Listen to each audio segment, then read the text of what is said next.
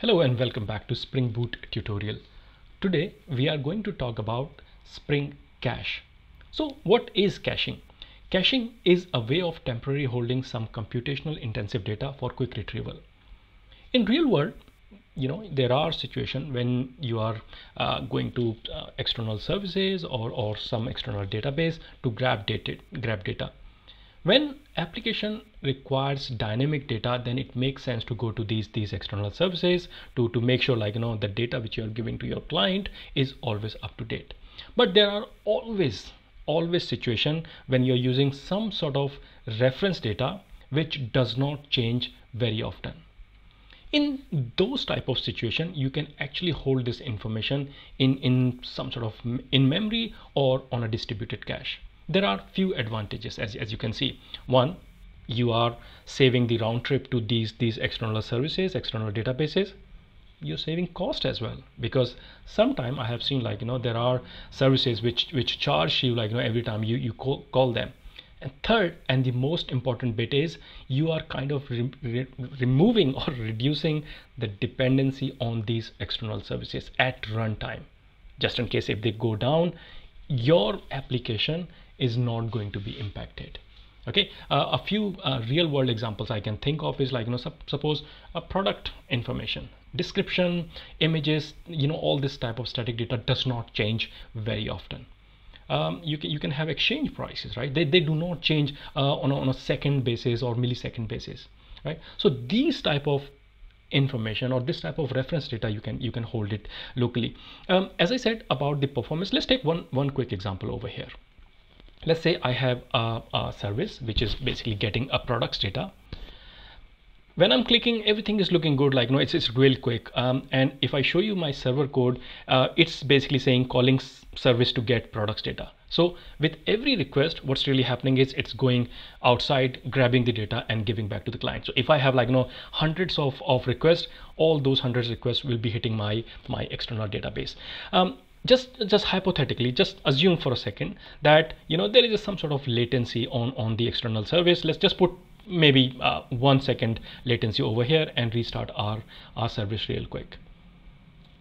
Okay, so the impact will be seen on the client right away. If I hit now, as you can see, there is a bit of latency. I hope you can see it saying sending request. Okay, so there is a one second of latency over here, and when you have hundreds of requests, you're kind of even creating more problem on the server side, because server is already struggling, and then on top of that you are just keep on sending these requests. Okay, this is where caching comes, and especially because now we are talking about the Spring caching. Spring, as always, has simplified our life by giving us really nice set of APIs, which is abstracting everything, all the complexity which is going under the hood. Because typically otherwise what used to happen, people used to come up with their own ways of maintaining cache. Okay, and sometimes it's time consuming, second it's error prone, third it's hard to maintain. Now we have this one very consistent API or abstraction given by Spring. Okay, and that's exactly what we are going to use today. So let's go back to our slide first over here. So our objective today, we will focus on Spring caching. Okay, we will also try to look supported cache providers. Okay, and we'll do a very interesting workshop towards the end. The Spring frameworks provide support for transparently adding caching to an application. Okay, at its core, the abstraction applies caching to methods, thus reducing the number of executions based on the information available in the cache, right? So if you have already downloaded products data, you don't need to make another call, because Spring on a request will be able to see, okay, am I holding that information or not. The caching logic is applied transparently, okay, without any interference to the invoker. Spring Boot auto configures the cache infrastructure as long as caching support is enabled via the there is an annotation called enable caching annotation. In a nutshell, to add caching to an operation of your service, just add the annotation to its method. For example, let's say I have a my service, okay, and I have a method called get products, which you can see over here.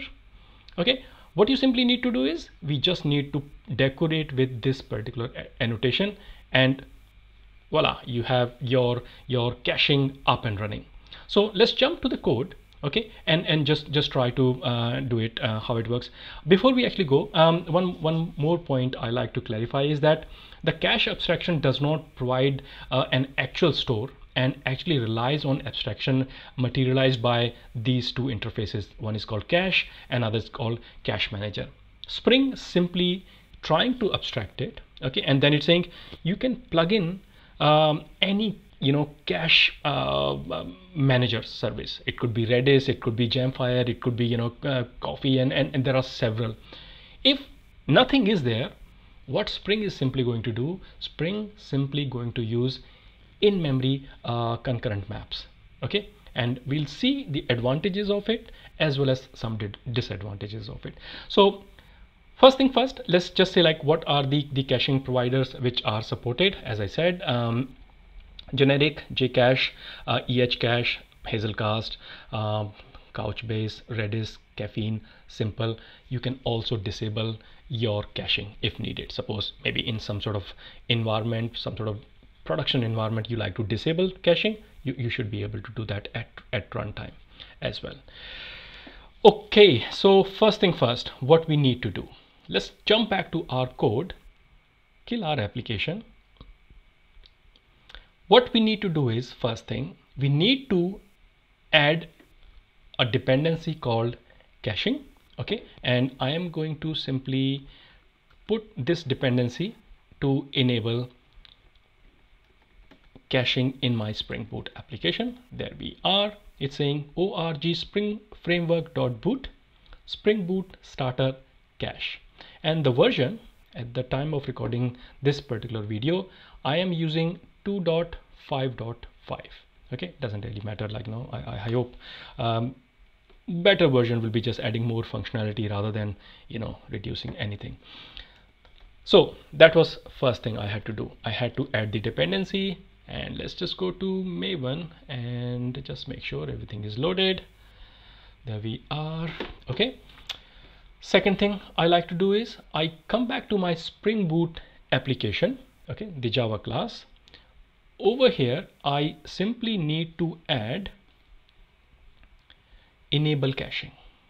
What do I need to do? I simply need to say enable caching. There we are. My application is now cache enabled as the annotation says. Another thing I need to do is I'm just gonna now jump back to our product DAO. What do we have to do over here? If you remember from the previous slide, we simply have to say this particular method is candidate for caching, i.e. it is cacheable. Let's do that. CACHABELE.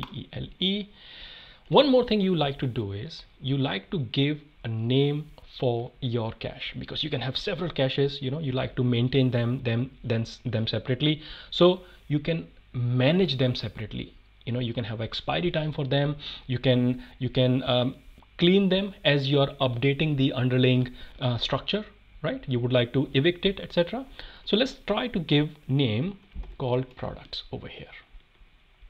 That's it. So these were the three changes required in order to enable caching in your application. One, adding dependency on Spring Boot. I just simply said enable caching. Third, I'm picking up my methods which are candidate for caching, i.e. cacheable. That's pretty much it. Let's restart our application. So what are we expecting over here while the application is running? Earlier, what we noticed, every time I was invoking the product service, I was hitting this method, sleeping for 1 second, just trying to simulate the latency, and then I was saying, okay, I'm going to call this service to get product data. What I'm expecting now is, now though I have enabled caching, that I don't hit the external service again and again, right? It should be able to pick up from in memory, thus reducing the latency time. So our application, man, this MacBook sometimes, Okay, let's just move this thing over here. Come back to our Postman. As I make a call for the first time, let's just clean our console as well. As I make the call for the first time, what you will notice, there is a little delay because I don't have anything in my cache, right? So my application needs to go to the external service, grab that data, and then hopefully hold it in memory. Let's come back to our console. As expected, we are seeing calling service to get products data. Now here is the magic. Can I try to restore this so we can see background as well? Okay, so over here, now if I call the service, I'm not expecting any entry over here. I'm just going to clean the console just to be absolutely sure that there is no external call is made. Boom, there we are. Can you see how quick is the response? I'm clicking send, send, send, send. On the console, this line is not getting invoked. Reason being, because Spring Caching Framework is able to cache this data. There we are. Our cache is enabled. Now you must be wondering, how do I, let's say if there is a new product gets added, what's going to happen to that cache? Why don't we try it? So I have a post method over here. Okay, if I just say send, a new product has been added to the data store, and if I come back to my products, how many do I have? I only have 3 over here. I have a problem because I have not told Spring that, okay, you know what, on this particular event, please update the cache. Let's do that. So we have our add product method over here. We have a very nice method annotation called cache evict. Okay, which cache we would like to evict? We just gonna say products, right? You have to tell which one explicitly you would like to evict. Okay, so let's just make sure we use the same name. Yeah, better would be we have some sort of constant, but fair enough. Okay, now we have to tell what you want to evict. I'm saying, okay, you know what, just reset the whole thing. In order to save us some time, I'm just gonna take this approach. Otherwise, there is a way of basically, you know, picking up certain keys from your cache and just targeting those rather than, you know, updating the whole cache. But the objective here in this video is just to have a high level understanding of caching, and then you can play offline and try all these properties, right? Some sort of EL expressions are there which allows you to, you know, manipulate data based on some certain conditions. I'm not going to do that right now over here. So I'm simply saying, every time there is a request for product, please empty this thing. Okay, if I restart my application now, what we noticed last time, even though I added a product, but it was not getting reflected over here. Okay, so let's make our first call. Okay, second call, third call, fourth call, everything is real quick. Okay, in the background also you can see only one call is being made. Now let's try to add a product. Okay, a product has been added now. If I now come back for the first time, what's going to happen is, because cache has been empty, so now we are going to hit the database. There you are. You have 3 Sony TVs and the 4th Samsung TV which we just added, correct? And if I hit now, perfect. I'm not going back to the external data store again and again to get that information. Spring has managed to hold this information locally, and it's giving to me. All good so far. Now this is how you use very simple caching in Spring Boot. Now question comes, what if I have multiple instances of this application running? Because I'm using in-memory caching, so every JVM will be kind of, you know, if I try to show you a slide, if we go back to our slide over here, so right now if I have app one running, one instance of app running. Of course, it's maintaining everything in concurrent map. If I start another instance of that, it will be maintaining its own concurrent map. Okay. Good thing is, again, these applications will not be hitting the external services, but problem is every instance is maintaining its own local copy. Still, cost is involved, at least at node level. What I mean by that is, if I come out of my presentation, also kill this particular application, let's try to go back to a terminal, try to run two instances of that application just to prove the point which I just said, that everything is in memory. Okay, so if I just do maven clean install,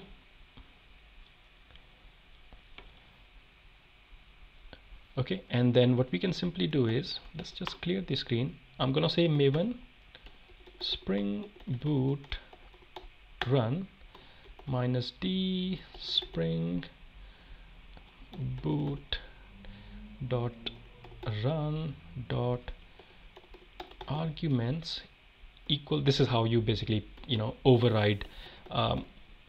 You can specify profile, but I'm going to just override server port, and I'm going to say run this thing on port 8080. Let's just copy that so we can open another console.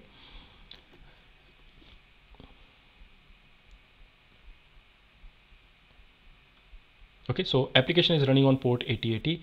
I'm opening another instance over here, as you can see on the tab. I hope the font size is good enough, visible. Now, oh, okay, it's gonna fail because, yeah, of course, the port 8080 is already busy. Let's try to run now on port 8090. Same application, okay, but obviously like a typical microservices fashion, multiple instances of application is running. Let's clean the buffer, right click, what is shortcut? L. Okay, I love shortcuts. Okay, come back to our Postman. So we are running on port 8080, as you can see on the heading as well, and again I believe things are good enough in terms of size. Okay, can we get rid of this thing? Yeah, we can, hopefully. Probably not, I don't know. Anyways, where is my get button gone now? Okay, send. So as you can see, now what I did, my port 8080 has been hydrated. My cache of port 8080 has been hydrated, so I'm able to hit really quick. Now if I try to go to port number 8090, as you can see from the address bar over here, this instance is now maintaining its own copy.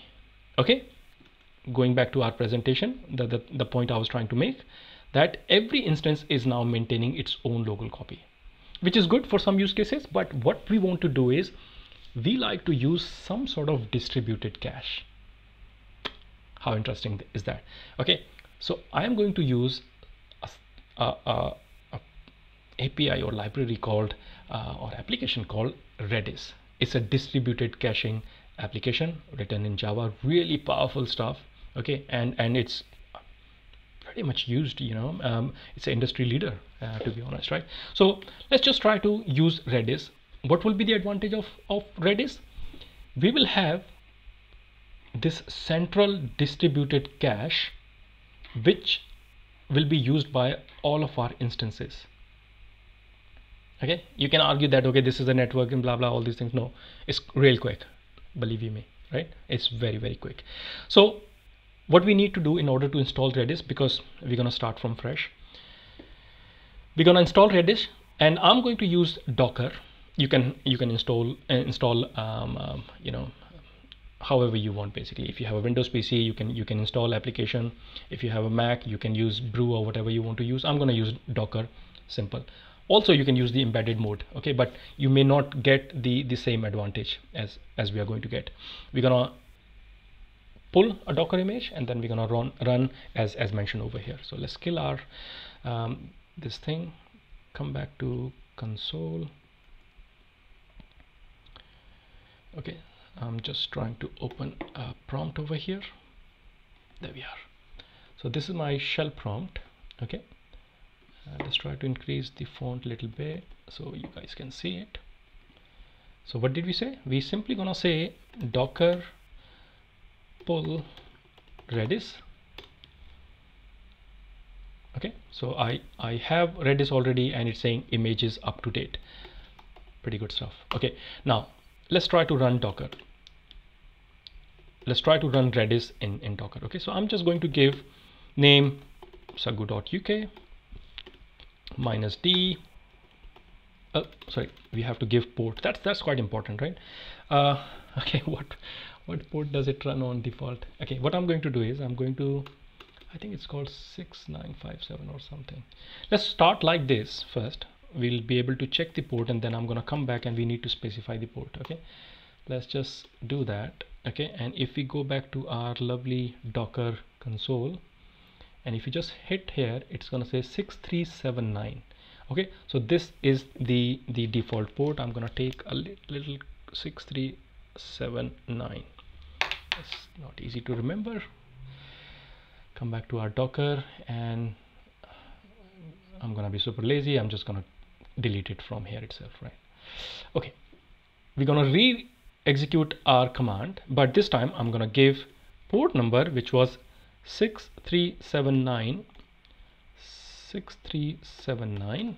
So our application Redis server can listen to the external world. Okay, let's start. Come back to your Docker, just make sure, yeah, it's running on 637879 port. You can actually go to CLI. You can actually now say Redis CLI. What I did here, I logged into my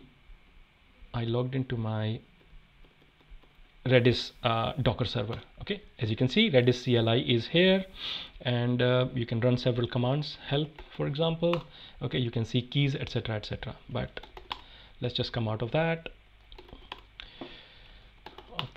All good stuff.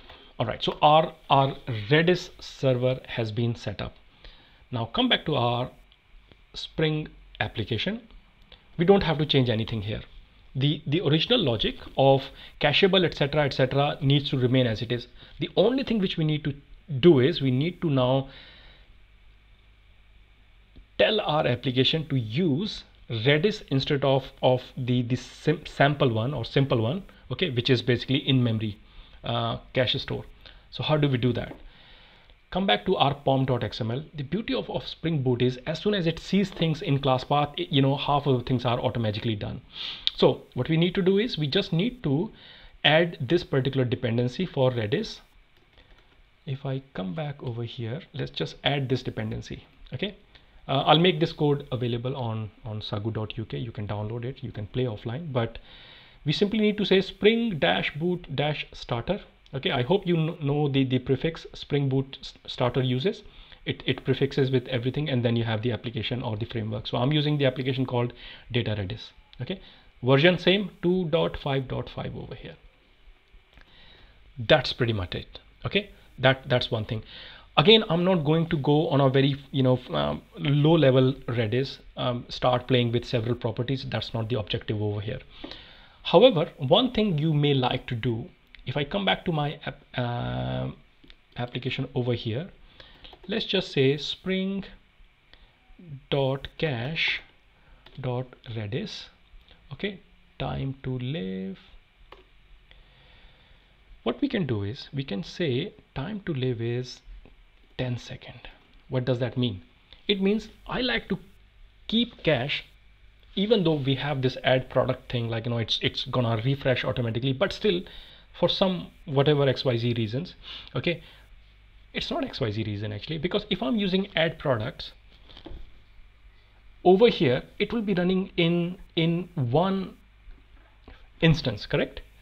And I will be able to update the cache of that instance, but I might not be able to notify other instance. There are several ways of doing it. You can send event, or you can write in memory, and then you can poll and blah blah blah blah XYZ. Instead, what I'm going to do is eventually we would like all the information to be consistent. So I'm saying time to live is 10 seconds. After that, all the servers needs to basically refresh their data set. Okay. So in your application.ml, that's the only thing I'm going to put it over here, i.e. I'm going to say cache, Redis time to live is 10 seconds. That's it. If I now start my application, we will be able to connect to distributed Redis server, and both the instances will be able to talk to that. Let's prove that thing. So what I'm going to do is, on my terminal, I'm going to kill my application.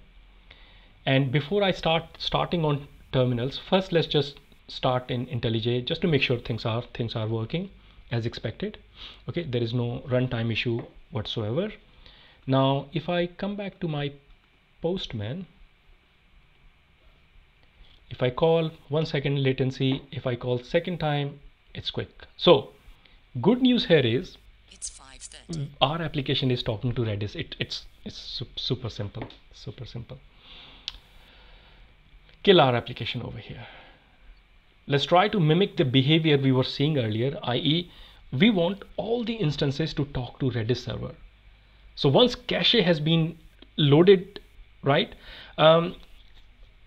cache needs to be loaded by one instance only. Rest of the instances will be able to automatically synchronize that information. That's the whole objective, right? You do not want to see the latency as we were seeing earlier.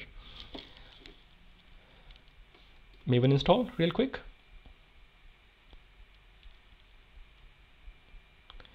Start application on port 8080.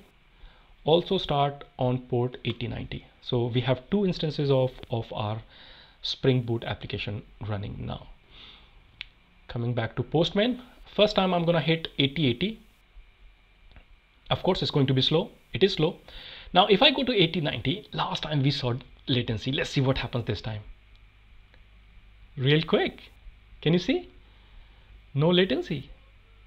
Now why this is latency, you must be wondering, because we have time to live 10 seconds. Correct? After 10 seconds, things are getting refreshed. But if I be quick this time, if I hit this, it's been loaded, boom, boom. If I come back to 8090 quick, this guy doesn't have to make a request. Okay, actually let's do prove that. Remove that. Okay, let's remove this property altogether. We don't need that. I just want to prove that we are really hitting Redis. Okay, let's quickly start our application. Clean install, skip test. Okay, port 8080, port 8090. Okay, what we are expecting for first time, things needs to be slow. Obviously it needs to hydrate. Yeah, 1 second, 2 seconds. Yeah, it's managed to load. After that things are quicker. Now if I go to 8090, even though it's a different port, different instance I recently started, it should be quick. Few milliseconds to begin with, because it needs to connect to Redis. It's managed to. But if I do that, can you see? It's real quick. Over here, real quick. Now I'm going to use 8080 to update my internal I'm going to add a new product using port 8080. So as I added the product, what happened here, when I run for the first time, this server is going to be little slower. Reason? Because we have kind of cleared the cache and it needs to hydrate it again. But if I come back to 8090, it should also be seeing the latest data, but no latency. Boom, there we are. Did you notice that? Okay, so another instance also managed to get the data. Reason why it managed to get the data, if we go back to our slide, because of this, app1 updated Redis, this distributed cache, and all the connected instances were also able to synchronize with this information real quickly. Okay, this is what concludes our today's session, Spring Boot caching. I hope you enjoyed the session. Okay, code will be available on sagu.uk website, plus I'll leave a link on the video below. Try it offline. There are other offerings, as I said, Hazelcast is there, EHCache is there, and basically all these things are available. Try it, okay, and you're gonna enjoy it. I hope you liked the video. Please leave a comment below, and subscribe if you have not, and I'll look forward to see you in the next video. Thank you.